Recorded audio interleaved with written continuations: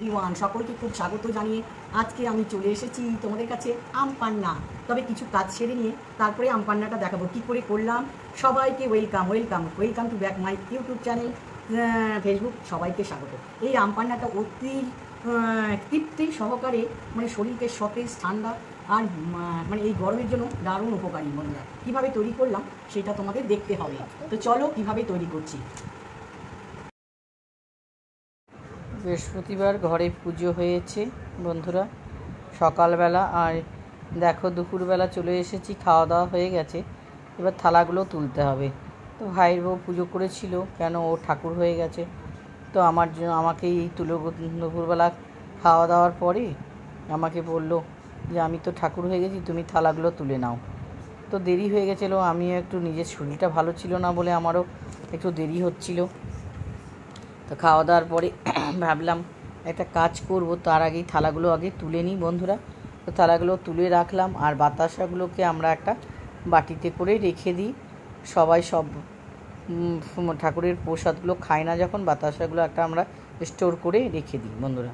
তো চলো ঠাকুরের থালাগুলো সকাল থেকে ভেবে রেখেছি যে কোনো কাজ করব না, কিন্তু কাজ কিন্তু চলেই আসে।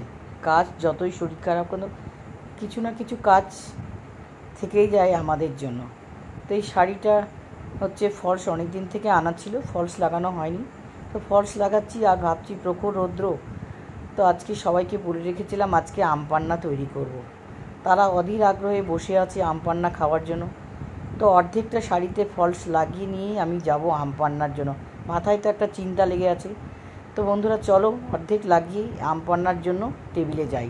লাগানো হলো, প্রচণ্ড গরম লাগছিল, তো ভাবলাম গরমে একটা শরীর ঠান্ডা করা। এখন চলছে ভাইরাল, খুব দেখতে পাচ্ছি সব চ্যানেলে, কিন্তু আমি ভাবলাম আমিও করে দেখি, নিজেরও শরীর ঠান্ডা করি, সবাইকে ঘরে ঠান্ডা করি। তো চলে এলাম ঘরে, তো এখন অ্যাভেলেবেল দেখো আম পাওয়া যাচ্ছে। এই আম পান্না করবো। তো কী কী লাগছে আম পান্নাতে বন্ধুরা সব রেডি করে নিয়েছি। দেখো আম নিয়েছি, পুদিনা পাতা, বিট লবণ, চিনি আর লঙ্কার গুঁড়ো।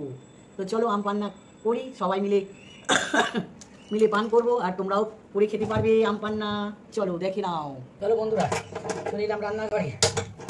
এইরকম থাকলে খুব ভালো হয় আম পান্না পোড়া। আমগুলোকে পুড়িয়ে নিতে হবে। দেখো গ্যাসের উনানে পুড়িয়ে নিচ্ছি, কড়ির আঁচ থাকলে তো খুব ভালো হতো। আমগুলো পুড়িয়ে নিয়ে আগে তারপরে তোমাদের কাছে আসছি।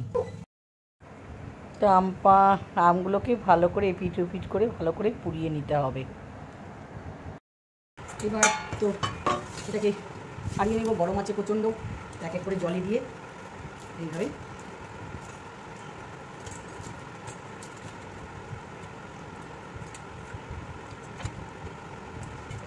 চলো হয়ে গেছে। এবার এটা একটু বেটারে বেট করব, আর আমি আম পান্না তৈরি করছি বন্ধুরা। চলো সবটা বেট করে নিয়ে আগে। সবটা আম ঘষা হয়ে গেল। দেখো বিট লবণ সব দিয়ে দিলাম, আরও চিনি লাগবে একটু। কারি পাতাকে ভেঙে যেগুলো দিব, দিয়ে এই মিক্সিতে জারে ব্লেন্ড করবো।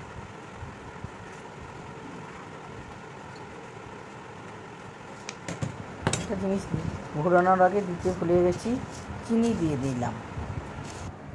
মিক্সিতে একটা ফাইন পেস্ট তৈরি করলাম। এবার একটা মানে চা ছাকনা নিয়েছি বড় দেখে, ওতে পাল্পগুলো সব আমের যে পাল্পগুলো বের করে নিলাম।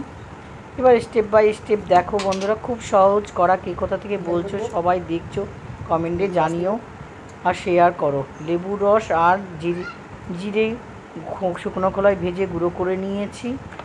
এবার একটা পাত্র মানে জার নিয়েছি, ওতে ঠান্ডা জল দিলাম আর আমের পাল্পগুলো দিয়ে দিলাম। দিয়ে এবার বরফের টুকরোগুলো দিয়ে দিব, আইসগুলো টুকরো করে দেওয়া আইসগুলো দিয়ে দিলাম। আরও একটু ঠান্ডা জল দেব, দিয়ে এবার হচ্ছে একটা চামচ দিয়ে গুলে নিলাম। আর এবার আম পান্না বাজারে পাওয়া যায়, আম পান্নার কালারটাও ভালো হবে, আর আম পান্নার রসটা একটু দিয়ে দিলাম, দিয়ে এবার গুলে নিলাম, এতে খেতে সুস্বাদু হবে। আর এদিকে চিনির গুঁড়ো নিয়েছি, এমনকি লঙ্কার গুঁড়ো ছড়িয়ে দিচ্ছি। ছড়িয়ে নিয়ে গ্লাসের আগাতে দিব, মানে সৌন্দর্য গার্নিশিংয়ের জন্য। তো আমি ভুলে গেছি যে লেবু দিয়ে আগে মুখটাকে করতে হবে, তারপরে হচ্ছে গ্লাসে সার্ভ করতে হবে। তো সবগুলো মুখকে লেবু দিয়ে আগে ঘষে নিলাম, এইবার সবগুলোকে করে নিয়ে চিনির আর লঙ্কার এগুলোকে লাগিয়ে নিলাম। এইবার দিয়ে দিচ্ছি হচ্ছে, সার্ভ করছি দেখো আম পান্নার শরবত।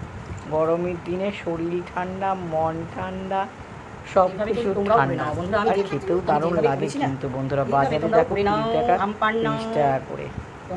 তো লেবু টুকরো করে কেটে নিয়ে একটু গার্নিশিং করছি আর পুদিনা পাতা দিয়ে, দেখতে ভালো লাগবে। একদম দোকানের মতন পারফেক্ট তৈরি করলাম কিন্তু বন্ধুরা। এইভাবে কিন্তু দোকানে করে, আমি অনেকবার খেয়েছি। একটু ভাজা মশলার গুঁড়ো দিয়ে দিলাম, মানে জিরে ভাজা। আর এই দেখো আমি আর মাটির গ্লাসটা নিয়েছি, এতে কি ভাল লাগছে দেখতে, না কেমন লাগছে কমেন্টে বলো কিন্তু। ভালো লাগলে লাইক করো, শেয়ার করো আর ফলো করতে ভুলবে না। আর আমাকে দেখতে হবে তো, আমাকে দেখবে না তোমরা? চলো আমাকে দেখে নাও।